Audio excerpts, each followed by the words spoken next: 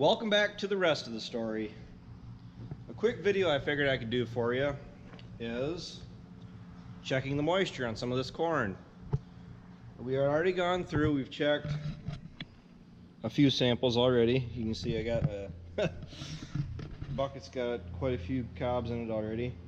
Now, I pulled a sample earlier this morning. I already have it shelled out into our little container here for the moisture tester. That's approximately how much you need to get a decent sample. I just wanted to show you guys a rule of thumb my grandpa always used to tell us is when you could take, if I can do this with one hand, when you could take the kernels and lay them across the end of the cob like that, and when they overlap, it's a good sign. When they don't touch, it means that you have more cob than you have kernels, that your kernel size is, you have poor kernel size. So I never really found too many where that's been an issue. Typically they always overlap.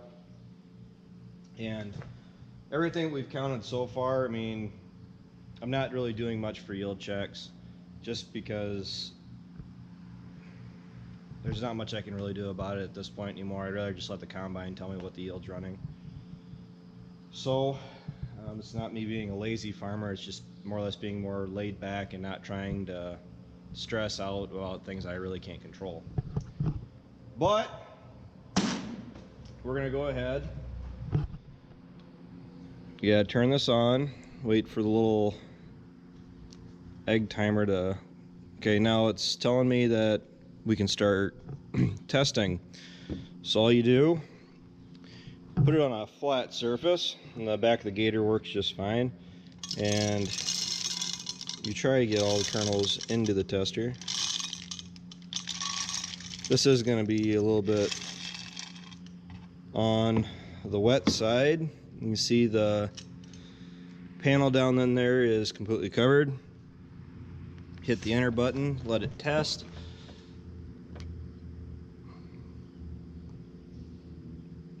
.1. That's actually a little bit of a relief. The reason for that is it is the third week of September. I'm not in any rush to really start corn. The sample I pulled this out of, or the field where I pulled this sample, I have no plans to really start shelling it anytime soon. It's actually one of the last ones I'd like to shell. So we do have some that is 22.1. So this 27 out of the, well, the three samples we pulled, that was sample number 3. We got 27.1, 27.4 was the one that we took yesterday, and 22.1 is the one I did last night. Different varieties, different fields, different soil types, different maturity dates. 22%. They always said when we were growing up that when you go ahead and shell, it usually picks up about 2% running through the combine. We sat and had a discussion about that the other day as to where that really picks that up from. But at 22% even, we can go easily another week yet before we get too excited about even harvesting corn. It really is getting down to, we really don't know what we're going to start with, if it'll be corn or soybeans first. The soybeans,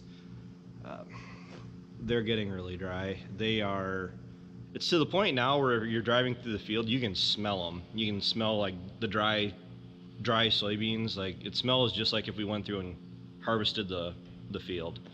So I mean, that's just another indicator that we're getting there. Harvest is pretty much in the driveway as far as showing up.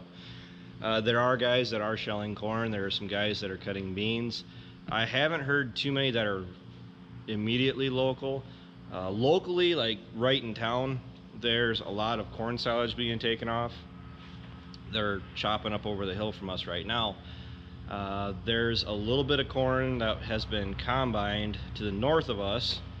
I'm not really sure they did that last week, so I don't know if that was just because they had stand issues or if it was just that dry or whatever else. As far as we go, other than that 5-acre cornfield train wreck that I have, which I probably should go ahead and do another update video on that, and just give you guys an idea as to what that field really looks like now. It's probably about 50% knocked over. I mean, not saying that we won't be able to recoup some of that corn when we go and combine it. Might be interesting. But everything that we've checked so far, everything that I've seen, the stalks are healthy. I'm hearing some reports of guys that they really can't even, like, to walk through their field and just bump those stalks of corn. That's actually all that takes, and it knocks the stalks over. The stalks are completely hollow. There's no stalk strength there whatsoever. And we didn't get carried away putting much fungicide down.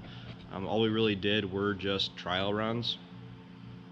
And fungicide was a very big factor this year as far as whether or not you had a good crop or a really good crop.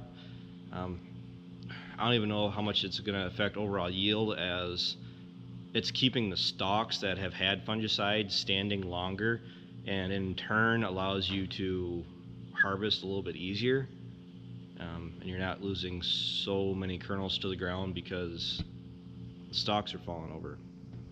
So that's currently where we stand. Harvest, it can start whenever. By the time, probably before we even get harvesting, this 5-gallon pail is going to be full of corn. Between, Mom's got some chickens, that's probably where all that's going to go anyway. But yeah, I got a bunch of things I'm going to go work on right now. Don't know if I'll even catch it on video because I got to go do a bunch of destruction with the skid steer. I got a couple jobs down at my place, at the home farm here, and also out at Ryan's place that we need to get done. If I get done down at my place in a decent amount of time, the 76 is hooked up to the manure spreader. We got a pile of manure out here beyond the barn. I may go ahead and try to clean up 1 or 2 loads of that yet tonight, and then go ahead out to Ryan's place because there is some manure out there we'd like to haul too. And not really taking much for days off. Like you can see, today is Sunday. This video should be up Monday. Blue sky and sunny, that's what it's been for the last week or so. It's hot out. It is in the 80s. It's 86 right now. Really not much for a breeze going, but if the wind would pick up for being how hot it is, it would really dry the corn and beans both just standing in the field, which really wouldn't bother me. So it saves us money by not having to even just run the fan to blow this hot air in on that corn. So, all right, I think I've talked long enough. I just wanted to give you guys a little bit of update as to where the crops currently stand, as to why we're not harvesting yet. If you guys are seeing a lot of videos out there where guys are running, in this area of the world yet, they're really not running too much yet. I've only heard of like 4 guys that are actually combining, but I can tell you what, driving around the country, there's a lot of combines that are sitting out that are getting worked on, that are in front of people's shops and everything. So at least we're pretty well ready to go. I could, either today, tomorrow, or the next day, I could actually take the time to finish up the combine. Gotta get the windows cleaned and the feeder house chain tightened up and fill it full of fuel. And the bean head. You guys will get a video on the bean head also. That I can actually, I looked at that this morning. I think I can get it pulled out from where it's sitting right now. The chisel plow is sitting kind of off to the side of it. I think I can clear it. And if I can, that bean head's gonna be up here before too terrible long too.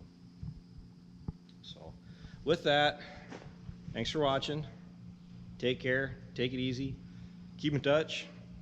I'll talk to you guys later.